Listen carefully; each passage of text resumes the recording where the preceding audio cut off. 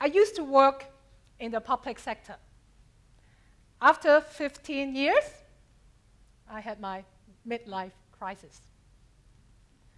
I'm not sure whether I could spend the rest of my life as a public servant. So I escaped. I went to London for a 1-year sabbatical.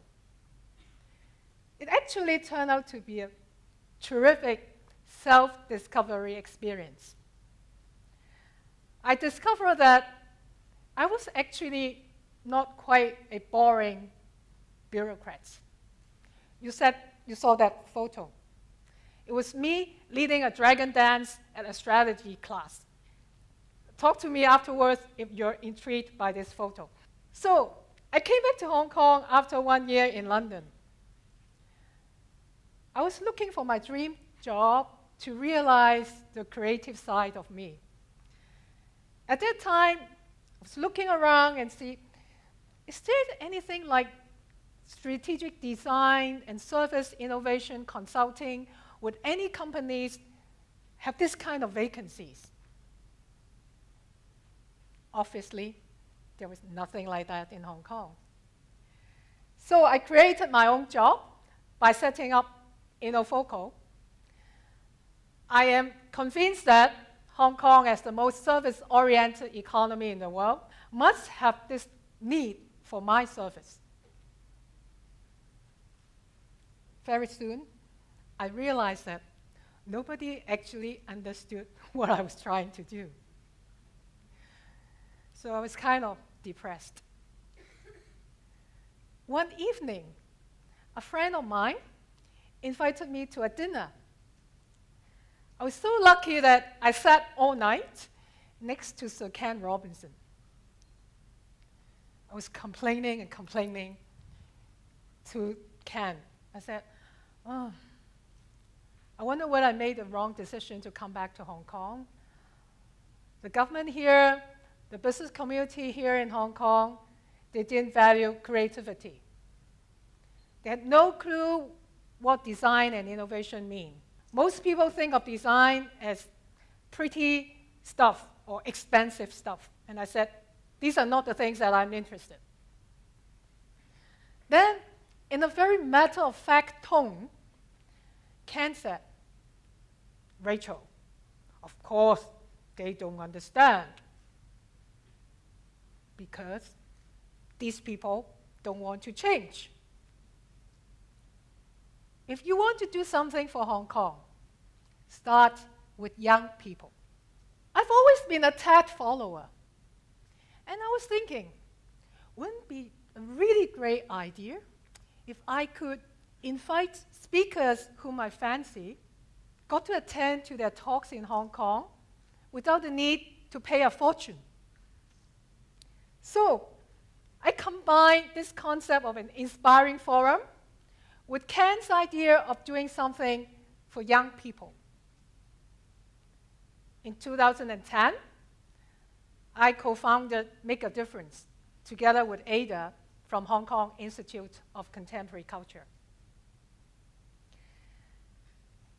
For those of you who are not familiar with MAD, it comprises an annual forum every January with over 1,000 young attendees and really cool change makers from around the world. As we grow in the last few years, we also run other learning experiences and change in action activities throughout the year. And we also have an annual entrepreneurship program to celebrate and support young entrepreneurs who can make a difference. When I first launched this entrepreneurship program, like most people in Hong Kong, I had in mind social entrepreneurs running non-profit businesses, benefiting the underprivileged. I believe these are the legions of superheroes that we need to advocate as role models for our young generation. Over the last few years, however, our mad entrepreneurs actually have totally changed my perceptions of what a social enterprise could be. I give you some examples. We had ventures recycling and upcycling waste materials of all sorts into construction materials, and also very cool consumer products on a massive, massive scale. And then we had another venture, had this technology to transfer text into video in 20 seconds. I mean, seconds. The social benefits of this technology may not come very immediately to you here. But think about how this technology can minimize language barriers and how it can incentivize our children to learn. None of these enterprises position themselves as social enterprises. Interestingly, we did have one local team. They provide elderly care services and match people's conventional view of what a social enterprise is. But actually, this venture was established long before the term social enterprises became fashionable. As more and more people talk about social enterprises, they become one. But then, at one point, I was told they were actually criticized by some people as saying that they're making money from the elderly in the name of a social enterprise.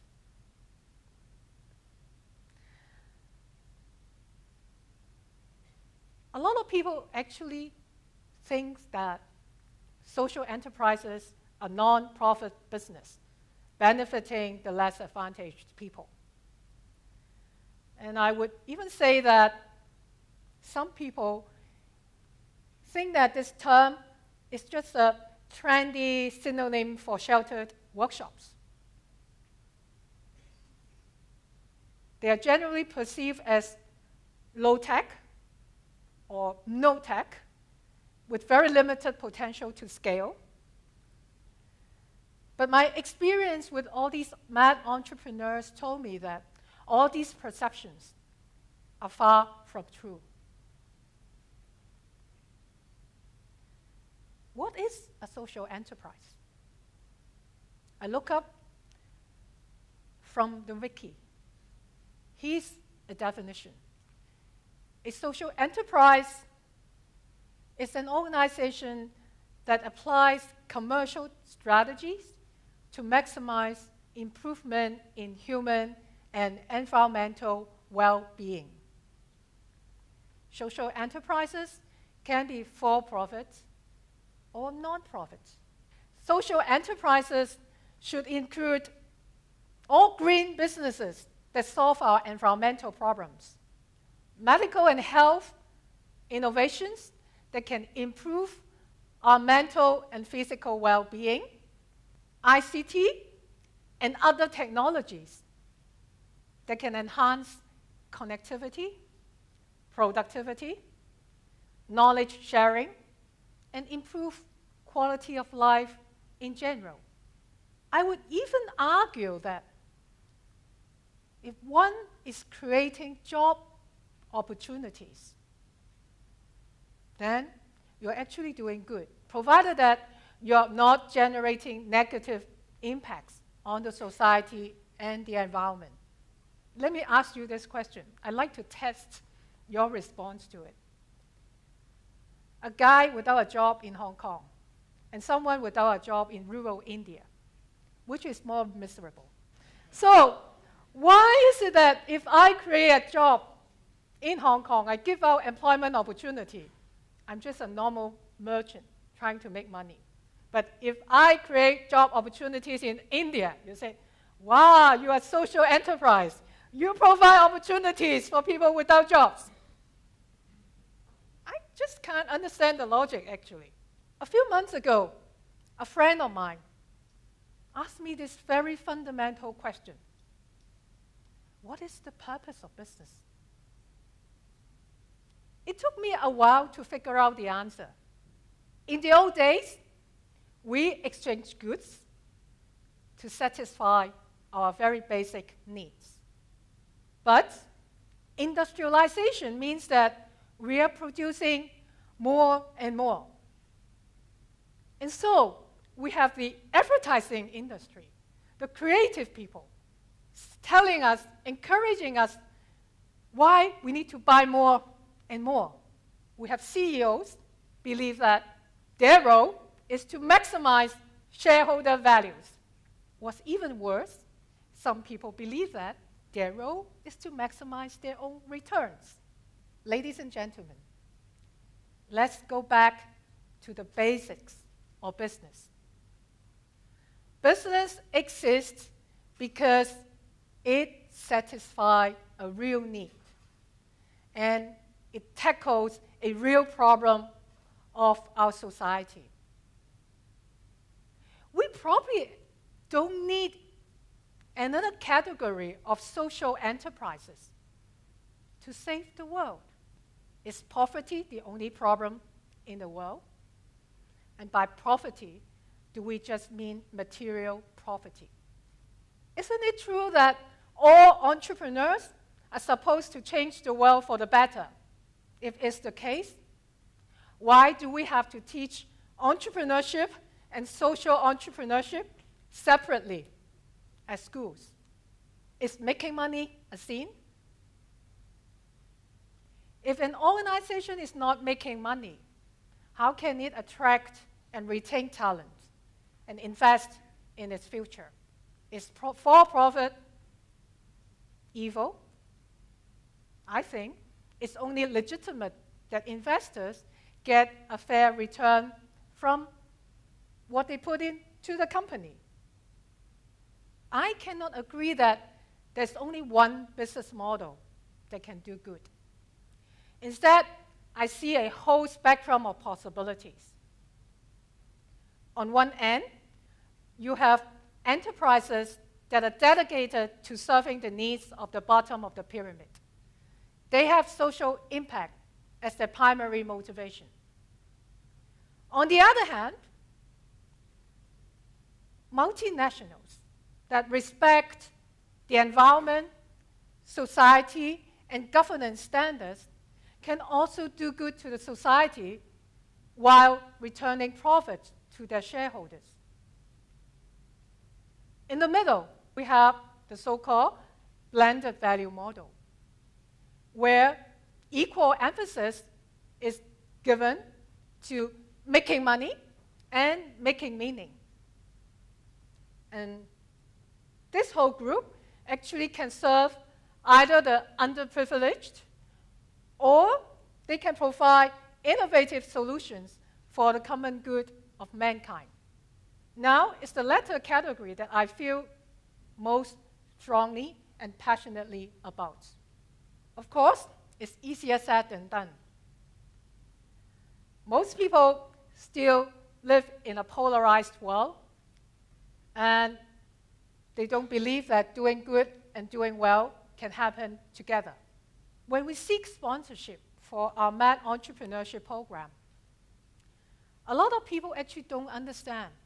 They say, Rachel, why are you asking us for money? Why should we support entrepreneurs who are going to make money? These people actually prefer to feed the needy with fish instead of grooming more fishermen.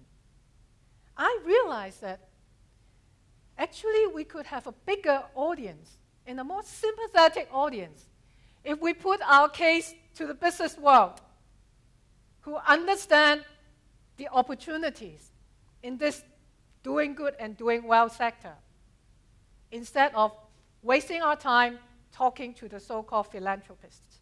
By doing so, we're actually also taking this concept of doing good and doing well to the mainstream business and investment communities.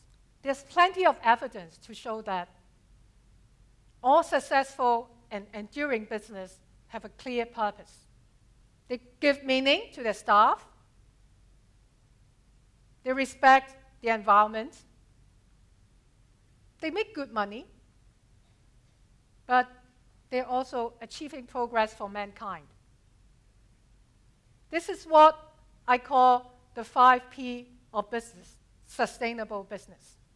Doing good should no longer be seen as a corporate social responsibility, which to most companies are PR anyway.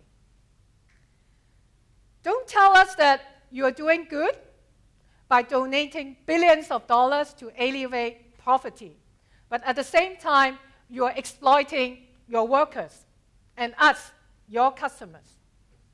I'm afraid this is not generosity. This is hypocrisy. Let me conclude by sharing this quote from Peter Thiel, a co-founder of PayPal and a legendary investor. This is how he sees the relationship between making money and solving the problems of this world. If we have more people like Peter believe in this connection of making meaning and money, Hong Kong will become a better city. And we shall no longer need to talk about social enterprises or CSR anymore. Thank you.